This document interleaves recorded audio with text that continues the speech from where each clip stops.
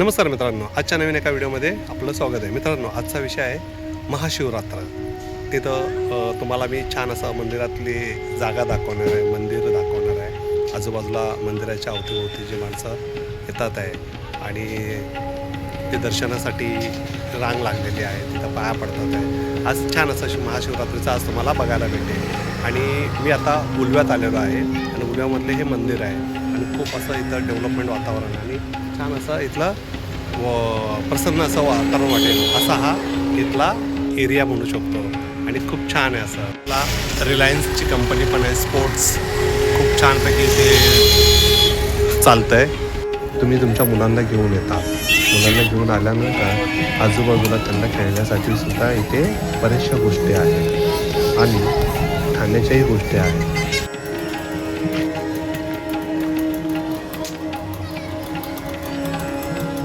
मंदिराच्या अवतीभोवती जशी काही जत्राच भरलेली आहे.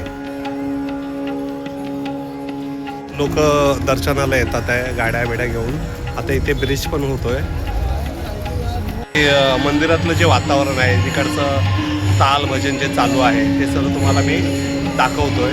आणि आजचा दिवस एवढा खास आहे की लोक आजच्या दिवशी उपवास करतात आहे आणि त्यांच्या काय मनातल्या इच्छा आहेत त्या आज त्या शंकराच्या पिंडासमोर ते आज त्यांच्याकडे अर्पण त्यांच्या इच्छा करतात आहे. आणि मनाला शांती भेटावी आणि त्यांची पुढील वाटचाल त्यांचं दर्शन घेतल्यानंतर सुंदर होणार आहे अशी जी त्यांची जी प्रामाणिक भावना आहे.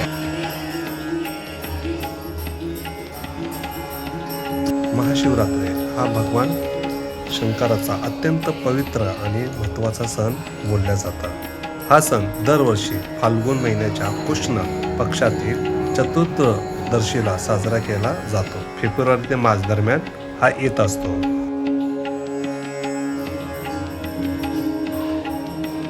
या दिवशी शिव आणि पार्वती यांचा विवाह मानला जातो. शिवलिंगावरती दूध, पाणी, बेलपत्र अर्पण सुद्धा करतात आणि जप करतात ओम नमः शिवाय या मंत्राचा. इथे येणारा प्रत्येक भक्त दिवसभरात उपवास करतात. रात्री जागरण करून शिवभजन कीर्तन हे मंदिरात बसून करतात. उपवासात फळे, दुधापासून बनवलेले पदार्थ, त्याच्यानंतर साबुदाणा, शेंगदाणे, राजगिरी, बटाटे, रताळे हे सुद्धा उपवासाच्या दिवशी करतात. महाशिवरात्रीमध्ये मन शांती आणि आध्यात्मिक शक्ती मिळते. अविवाहित मुलींना चांगला जोडीदार मिळावा आयुष्यासाठी म्हणून प्रार्थना सुद्धा ह्या दिवशी केल्या जाते. विवाहित स्त्रिया पतीच्या दीर्घ आयुष्यासाठी व्रत करतात.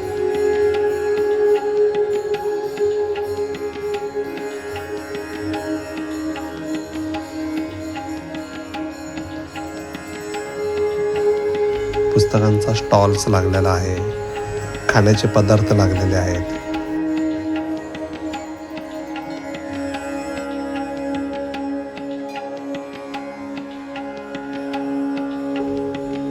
मंडप सुद्धा मंदिराच्या समोर बांधलेला आहे तर लोकांना उन्हामध्ये बसता यावं, उभं राहता यावं.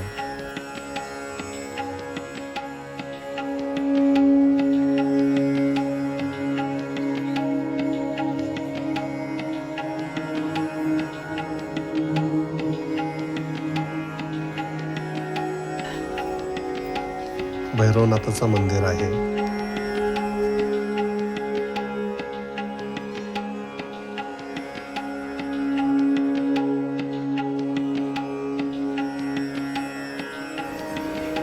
प्रसन्न असं वातावरण वाटतंय आणि असं वाटतं की खरोखर तिथे शंकर भगवान बसलेले आहेत. मित्रांनो, तुम्हाला हा जर व्हिडिओ आवडला असेल तर शेअर करा, लाईक करा, आपल्या या चॅनलला सबस्क्राईब करा. Take care. Bye bye.